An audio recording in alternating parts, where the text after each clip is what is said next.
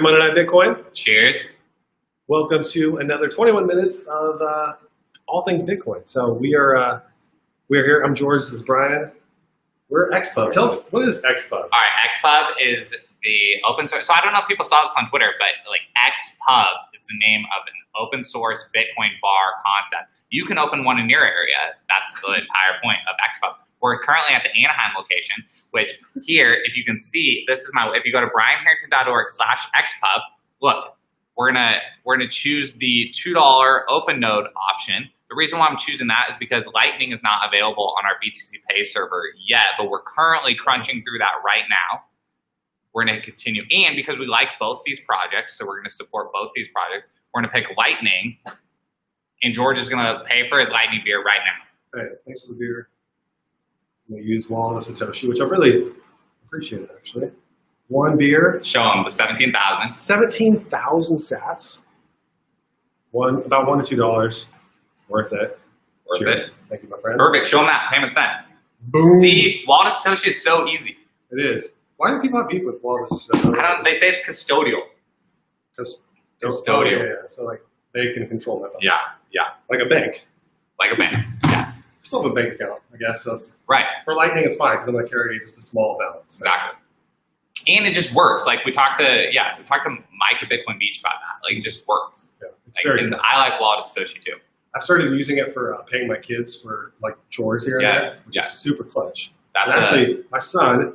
He's like becoming a hardcore Bitcoiner. Yes. He's like, will you pay me in Bitcoin for this? He's like, I don't want to. Right. Dude, that's a Bitcoin rabbi move. I'm pretty sure he does that. He pays his kids Lightning. Yep. My nephew just, he's, I think, 3 months old. So he had the Bitcoin rabbi book read to him. But he didn't read it yet. But it's been read to him. That's awesome. So, right on. So this week, we really learned that Meetups, we've been learning this, Meetups and in real life conversations with Bitcoiners is where it's at. Yeah. So that's why we're coming to you from XPUB. That's why we're talking today mostly about Meetups. If you are a Bitcoiner and you are not plugged into a local meetup, well, there isn't one near you. Either join one or start one. Yes. Because man, that's really where the real conversations are taking place. This last Thursday we had, how many people showed up? 12? 10? Yeah, 12 people. Yeah. And this was like the after party. Yes. And it was great. Yeah. But man, just the quality of conversations and the quality of people that come through is. And seriously, here's an example of again, I showed you the BTC Pay server thing. Like, I've been working on getting Lightning, working on ours. And like BTC Pins showed up, and he was like, well, because I don't have any channels open to our node yet, and but I need to set up my own BTC Pay server because I've been running off Stevens. That's the long way when I work into that. We've been all like setting up Stevens. Steven's partying at BitBlock Boom right now, so I've been like trying to figure it out. And he's like, well, why don't you just use the one-click Luna node option? And I'm like, what's the one-click Luna node option? But so that's literally a long story for saying, like, if you don't talk to people in person, sometimes it would have just taken me way longer to like find that on the internet and like climbing through, Twitter to find that. Right. But he was just like, no, stop being dumb and use the one-click Luna node option, which I've done now. Yes. So like my favorite part, honestly, is the quality of conversations that you get into with people when you're immediately sort of on the same page about Bitcoin. You're able to just cut through all the noise. You're able to cut through all the crap, all like just the surface level conversations that people are having. Well, first of all, there's the whole fact that we're getting together with other humans right now, which is rare unto itself in this world. Yeah. But then when you get together and you're able to just talk about that, and you're able to start with that foundation of Bitcoin.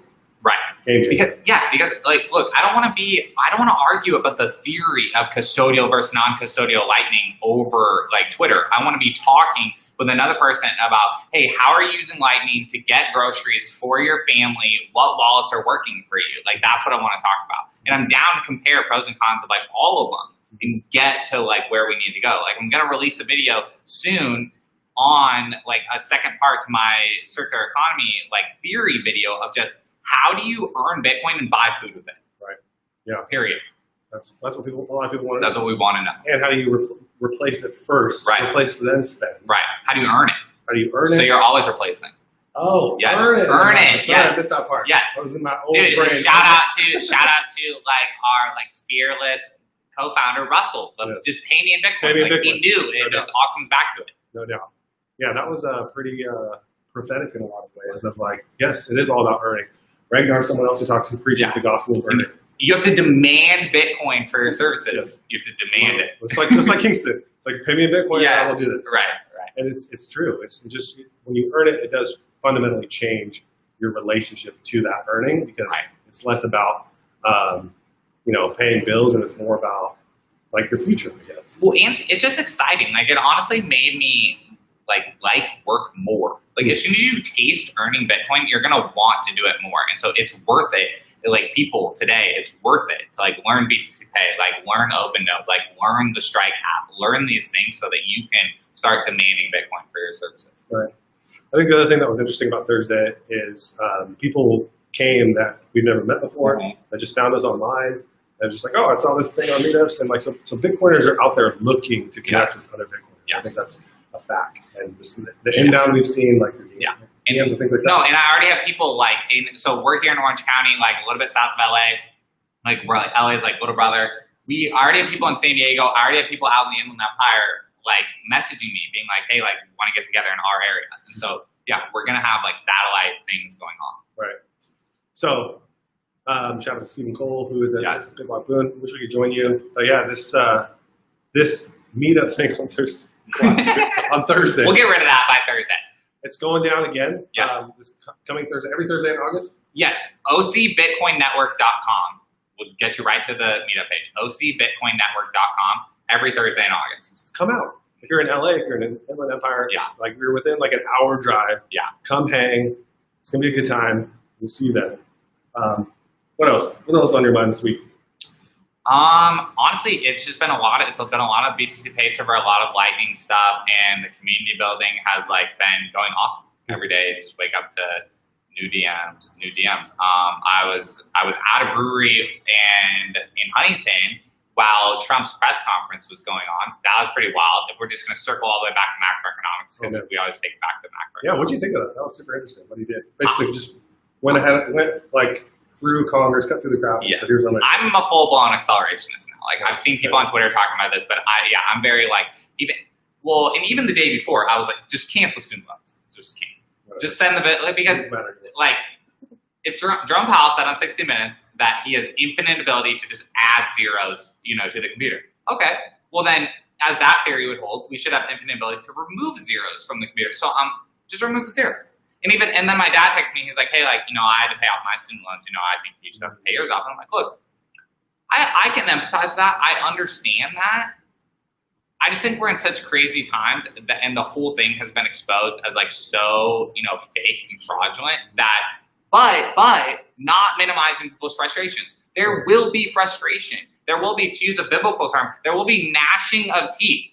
To quote, that's the technical phrase for it. Took us 9 minutes for a biblical reference. Yeah.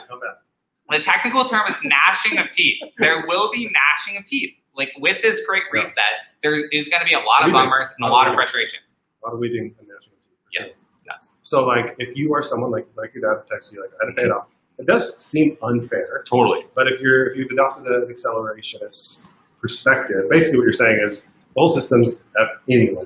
So you might as well just keep printing, and let it kind of fall, let the system fall. Yeah. Let's get it over with, because this time around we have Bitcoin. There is a new dawn. There is hope. That's why I told him. I was like, look, like, you're gonna get paid. You're gonna get paid on the, like, it's all circular storytelling. Right. Well, so what Trump did was he extended unemployment benefits. It sounds like to $400 a week instead of $600. Yeah. Bypassing Congress, which is interesting. That's going to be another fight. Yeah. Suspended payroll taxes. That was super interesting. For people making 100K and below. 100K and below. No payroll taxes for the employer or for the employee, right? I think so. But there's a little bit of an argument of, okay, so shout out to YouTube channel, not even Bitcoin YouTube channel. Like, go to Meet Kevin on YouTube. He's from Ventura, California guy. Had a great real estate like courses. Like, he's who helped me like buy my house and stuff. But he's fully pivoted to like telling you what you need to know about this. So like, you don't have to follow the news 24/7. Like, seriously, shout out like YouTube. Meet Kevin on YouTube has the best summaries of like everything that's going on. That's how I know like what I'm like talking about. And so the thing on the It's currently just a deferral, so you technically still owe it, and Trump needs Congress's help to layer on that. So he does a great video on like the good, the bad, and the ugly. So it's not bad. It's not clickbait. Like we're not clickbaiting. Like Trump really did say these things. Like they're not like, and it really is happening. Yeah. But there's always just more. Right. And politics has just become such a cluster. That's the thing. That's again going back to what I was saying about quality of conversations with Bitcoiners. Is you cut through all of the political noise. You're no longer, in old world conversations, I feel like there's a lot of like posturing and a lot of like, okay, I got to figure out the flags. Yeah. There's a lot of like, okay, am I going to offend this person if I say this because I'm starting to dig this person? Right. Like, what if they're a Republican and I'm not a Republican? Like, is that going to ruin the conversation? Is there going to be awkwardness? Like, this, and it really starts with, is this person wearing a mask or not? Yes. And then when I approach them, are they going to shake my hand? Is it going to be a fist bump? We're going to do the elbow thing, right? And then the quality of conversation sort of deteriorates from there. Right. Yes. Based on like, what are you going to talk about in this world without offending people? Right? What's up, BTC Disciple? Good to see you. What's up, everyone? Hey, Corey. Good to see you. Corey, what's happening? So I think the big thing with that is when Bitcoin is your foundation and you recognize that Bitcoin is the solution, this is what we're building towards, you just cut through all of that shit. And you just get to like, all right, well, let's build a new world together. That's why we're all here. And dude, and like the meetup has full, like I meet people off Twitter for the first time and they just start like they just immediately just start dumping like information on me and just saw like all their insights, like their life experience and everything that's happening. And it makes my brain work faster too and understand what's happening faster too.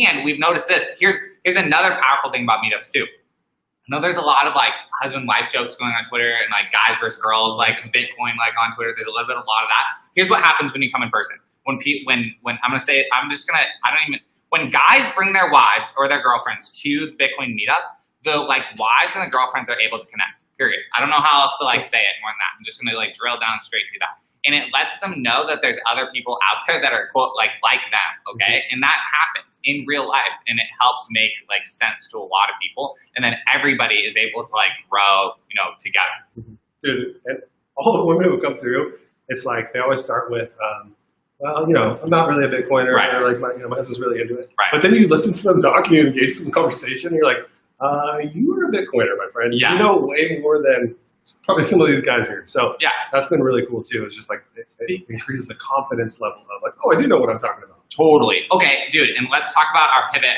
on like Monday Night Bitcoin slightly, because what I want to bring up is a good conversation I had with the guy that came last Thursday was about budgeting. And it was because